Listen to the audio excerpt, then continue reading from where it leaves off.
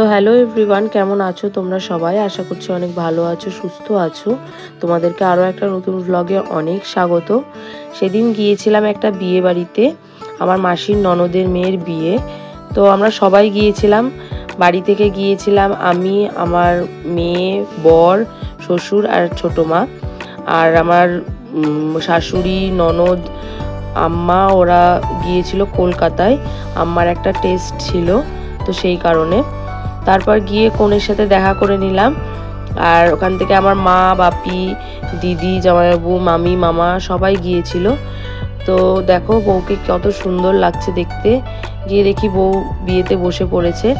তারপর পিসির সাথে দেখা করে গিফটটা দিয়ে চলে গেলাম স্টলগুলো দেখতে। প্রথমেই চিকেন পকোড়া খেয়ে নিলাম, তারপর ফুচকা, বরকেও খাইয়ে দিয়েছি।